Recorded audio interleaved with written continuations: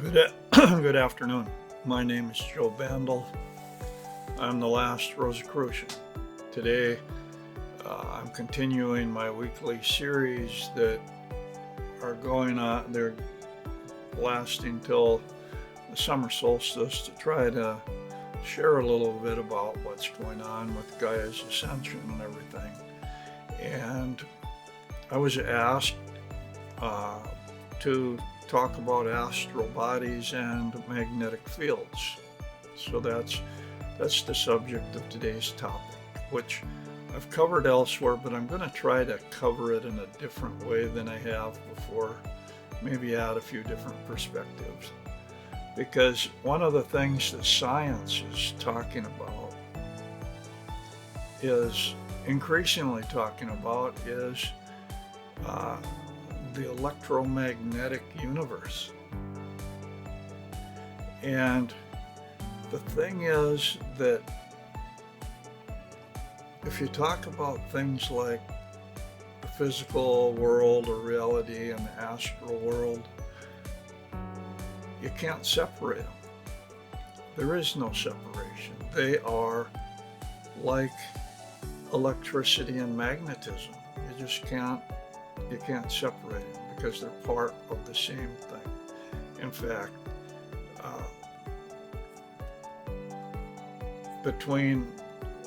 let's take also the connection between light and electricity. So light and electricity, photoelectric things happen, and electricity and magnetism, light and magnetism. These are all intertwined, and you can't, to have a physical body and to have an astral body, you need to have both in a way, of some type. And that's what this report, if you will, this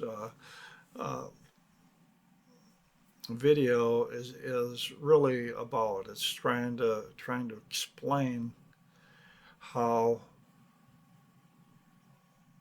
there has to be awareness has a non-physical component or a magnetic component, and it has a physical component.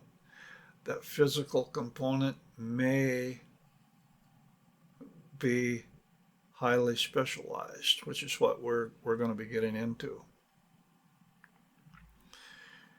But first, I'm going to kind of bring up the idea of space, outer space. We think of outer space as a void, but that might not be true. And I'm going to just throw an example out there that kind of challenges this, because we live in the Milky Way galaxy, and we know that there are other galaxies, maybe infinite number of galaxies. There's other galaxies that are out there besides the Milky Way. Well, if there's a void, then the Milky Way is not in that void. Or that's not sounding right. What I'm trying to say is the Milky Way has a boundary. It has an energetic boundary. And there's a point where it ends, and there's a point where other galaxies exist. So in its own way, the Milky Way is like a cell, or like an atom. And we find this structure, the electromagnetic structure that happens all the way around. Now,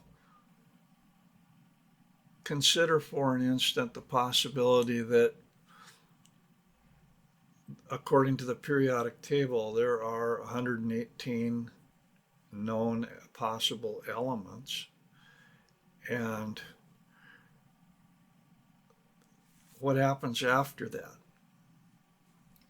Well, if there are 118 possible elements, the final element, which is called organosine, contains 32 electrons in its outer shell. Now, if you look at the human body, you're asking about astral bodies. I'm trying to make a comparison here because the light spectrum, the colors, there's 7 colors in the rainbow. So there's a 7-fold division of colors. And there's 7 notes on the musical keyboard, not counting sharps or flats. There's seven notes. And there's 7 possible electron rings in an atom. Now, is that convenient? Is that simple convenience, or is that a lot more than coincidence? Also, if you look at metaphysical literature, the occultism, spirituality, they're talking about the 7 veils. They're talking about the 7 chakra centers. They're talking about the 7 astral bodies. And these astral bodies, what I'm about to say is that each astral body corresponds to one of those rings, one of those filled electron rings around a potential possible atom. So we have, let's start at the bottom. Let's start at the last, the fullest electron ring, which exists when all the other rings are completed. So this final ring is a noble gas, which means we can't see it, we can't sense it, we have no way of detecting it now with our science anyway. But it contains within itself, because it contains these full rings, it contains all things. And if we think of the Milky Way galaxy, if we think of galaxies as being filled with this last final element, we can think of it as the opposite of a void. We can think of it as fullness, complete fullness that contains everything within it. And it is a sea, it is an ocean. And from out of it arrives everything else, arrives life, arises the astral bodies, arises the Akashic records. It all comes out of and we could call that the womb of creation, which is that source which life comes out of. Now, at the extreme other end, you have the photon. And we already know the photon evolves through places and with electromagnetism, and it creates the first atoms, the first ring, the second ring, the third ring. It goes from hydrogen, which is a single particle, to helium, it builds and grows and grows. So there's a full spectrum of things in which everything is simple, really, if you talk about it. So I'm going to talk about astral bodies in terms of their being noble gases. So we look at, if we start at the top, if we start at the bottom, let's start at the bottom. We're going to talk about Oganesson, which we just talked about, and we're going to call that the etheric or the root chakra. It's talking about these elements that glow in the dark, that have a ghostly appearance, that are inside them. Okay? Um, but your etheric body, that's, if you have a fully activated etheric body, it's going to be out of Oganesson. And Oganesson is that full electron ring, and it's going to have the awareness points of 32 awareness points, because a full ring has 32 electrons or awareness points. Now, if we're moving up, we have the sacral center as a chakra center, which is in the pelvis, which is all the things in the pelvis. Is this sexuality, it's birth, it's the physical, the physical reproductive act. It's the Tantian, or that energy point in the martial arts, where all the energy is supposed to be centered so that you can draw upon it. It is also what's considered with a lot of the martial arts as the immortal physical body when it's completely developed, as opposed to the physical body. We're going to get back to the physical body. We're going to get back to that. Right now, I just want to share what is an astral body. Okay, that is an astral body, and it is what's called the physic. Basically, it's the senses, the awarenesses, and there's 32 also. So it's very rich, very deep, and it's where our physical, all this physical sensory input is coming from. That in most cases we're probably not even conscious of, we're not even aware of. Which brings up the point that when we're born, we're going to have all these bodies in potential, but not have awareness of them. That awareness comes as we grow and as we learn and as we develop what we call the soul.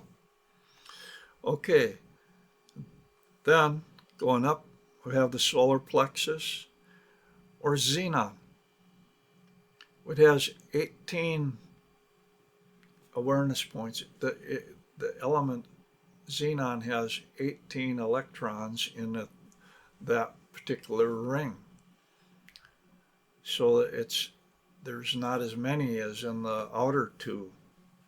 But that ring, we call all the elements that are contained within that ring to be the lower emotional sphere, the lower emotional astral body.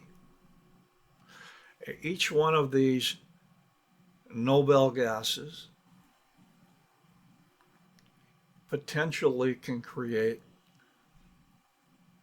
a self-sustaining, pure astral body. We call it astral, but it's actually made out of that physical element that contains within it the other 18 in that particular astral body, or you can call them awareness points.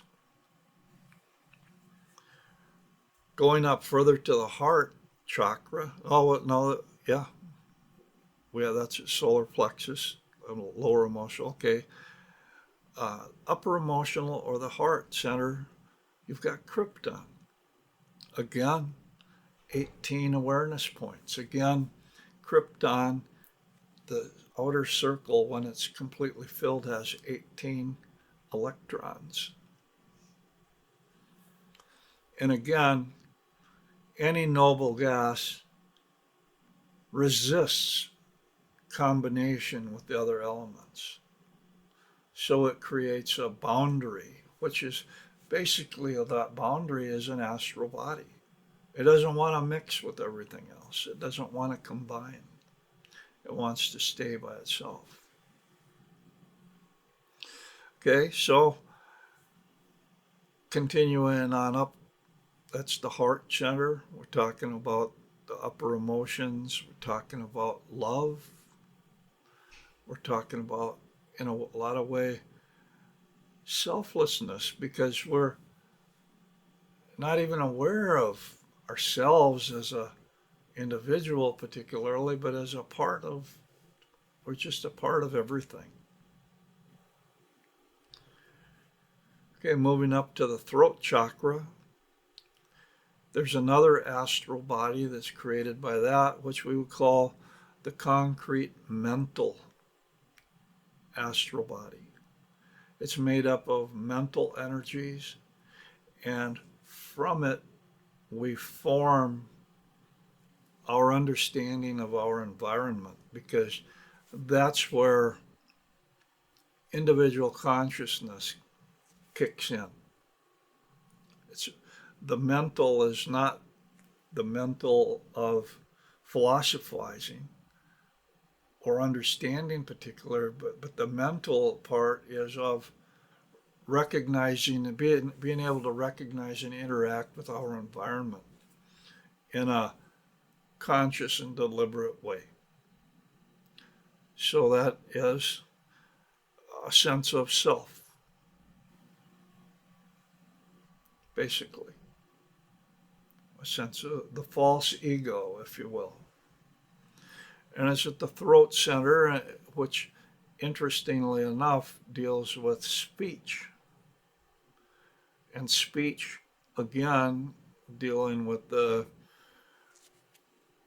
self, individuality, things like that. From there, we move up to the third eye. The third eye energy center also creates its own astral body. This is called the abstract mental astral body, which is that philosophizing, creative, imaginative. When you're in that creative space, that's that you're using the awareness points, you're using the sensory inputs of that astral body, of that energy center that is created from neon. 8. It has 8 also. Both mental, the concrete mental, the abstract mental, the creative astral body, they've got 8. Well, if you think about it, 8. What can we, what's that awareness of? That's like the 8 senses that we think of as the 8 senses. Whereas all these other ones that are lower than that, a lot of times we're not even conscious of. Subconscious, maybe, whatever. Anyway, I'm just throwing this out there. Lastly, we have what's called concrete spiritual, or the crown chakra, which is actually the Jupiter type thing. All these magical systems or metaphysical systems, they're going to call them as spheres. They're going to call them as planetary spheres or Kabbalistic Sephiroth, things like that. I'm just calling them by their chemical names that we know them as. This is helium. Helium has two awareness points, which makes it the archetypal black and white, the dualistic. It shows the balance of 2. Now, so each one of these, when we are born, our soul, if you will, comes in through our first breath. And when our physical body dies, it leaves through our last breath, through our last breath. This is a tradition. This is one of the things that's believed by a lot of people. But I'm just going to now, I'm going to ramble a little bit. The idea is you kind of catch on to some of these things and you either go with it or you don't. It's very important in today's world, in today's ascension, that if something snaps, if something clicks, if you're attracted to a concept or an idea or what somebody's saying, go with it, because the attraction and repulsion of different souls, different soul groups, is getting stronger and stronger and stronger. You need to find your home. You need to find where you are. And so I'm sharing these things just to kind of throw it out there. I've written about this in all kinds of ways. I'm trying to share it in ways that I haven't shared it before. But each astral body, potential astral body, exists in your physical body. And every time you gain an awareness of one, you gain one awareness point, you become aware of that energy, you become aware of that sensory input, and your life is a little bit richer. But until every single awareness point in one sphere, if you will, when you complete a sphere, you have the ability to permanently activate that astral body. And each astral body has its own intelligence, has its own awareness, has its own way of reasoning or doing things, and it has its own reality that it exists in. And to think that something's not real because we can't see it or can't feel it doesn't mean that it doesn't exist. A lot of things exist. Every single astral body is created out of a noble gas that exists as a physical body. And you think about how all this kind of can tie in, because when a person dies, when their physical body dies, it loses weight. Well, what was that weight that was lost?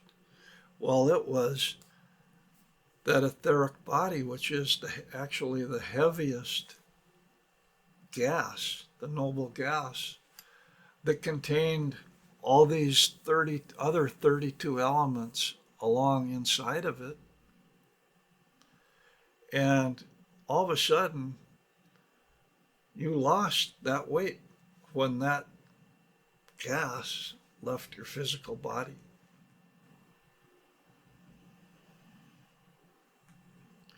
Or let's take abstract mental, neon, with the 8 awareness points, sensory inputs.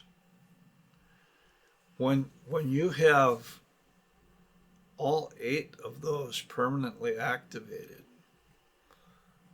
you have the ability to travel, to astral travel, to mentally travel, to mentally project that astral body out into the universe, and to be creative with it on that level in the astral. And the astral is so connected to the physical, you cannot separate them. I personally uh, am influenced by Dewey Larson's reciprocal systems theory, which says that there's space time, which is three dimensions of space and one dimension of time, so that time seems linear in a three-dimensional universe. And it's reciprocal time space, in which time in which time has three dimensions and space only has one dimension. And then I think of time space as the astral, which is actually in physical reality, physical matter gravitates together. In time space, in the astral, events gravitate together. So that it's never, the unfolding of events is never a smooth process, but they cluster around certain events that kind of trigger all kinds of things. That's why all of a sudden things are happening.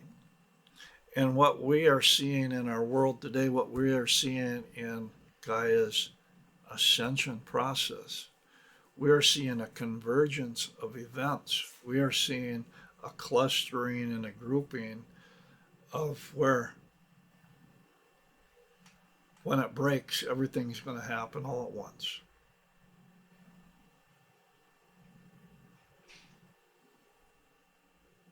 And that's becoming more and more evident as the stakes get higher and the stakes get higher. It's like, when's it going to resolve itself? And when it does resolve itself, all kinds of things are going to,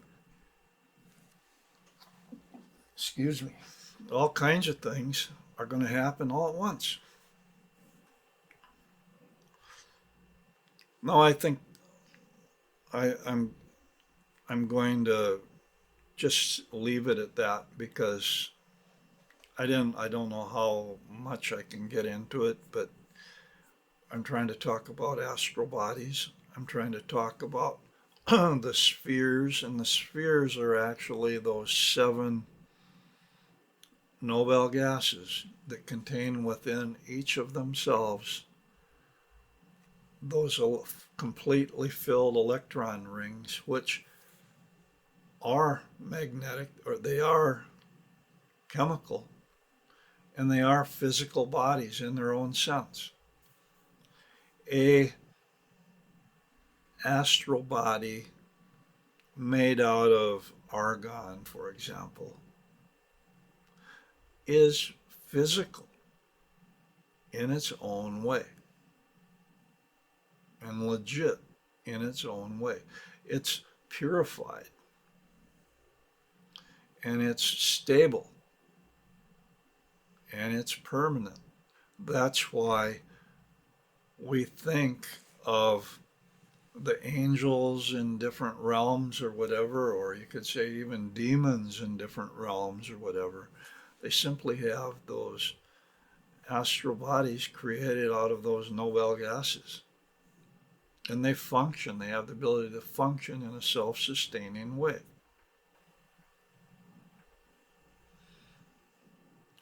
And when we're talking about ascension, we're talking about all these people going to fifth density. Well, what are they talking about? Well, okay, 1, 2, 3, 4, 5, fifth density, argon, the concrete mental, the throat chakra. What they're talking about is they're permanently activating the throat chakra. They're permanently activating the astral body that exists at that level, which is concrete mental, which is that level of personal awareness. That's fifth density. And they're saying, boy, when we ascend and we leave all these lower levels, all these lower things behind, life is going to be so great. In the fifth density, which contains 8 awareness points. In other words, you're going to be leaving a rainbow, you're going to be leaving a cornucopia of experience. You're going to be leaving the emotional planes behind, and you're going to be living forever as a head.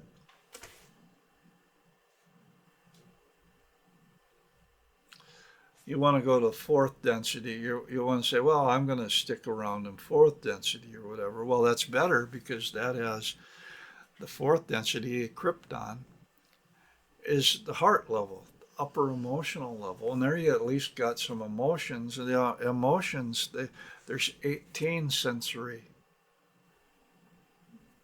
levels there. But look at how rich the lower levels are, which which all these people are trying to leave, they're saying all the evil, all the negativity exists in these lower levels. Well, there's another, the lower emotionals have 18, 32, radon, the sacral center, 32. Again, the etheric, another 32. All these ascending souls, they're trying to get out of all that stuff, all the richness that life has to offer at those lower levels.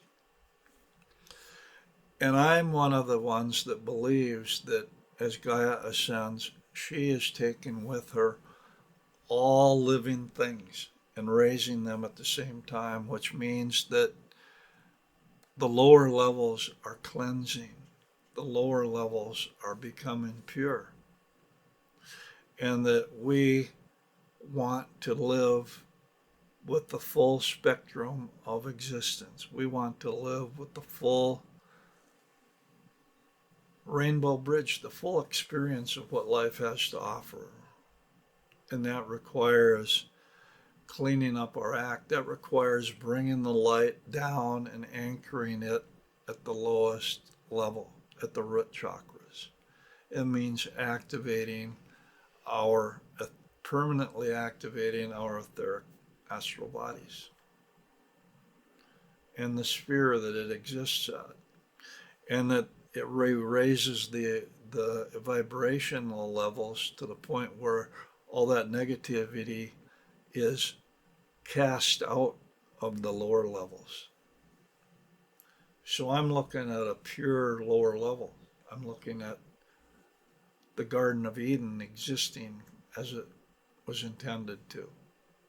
Anyway, that's it for this. I hope it maybe gives some food for thought.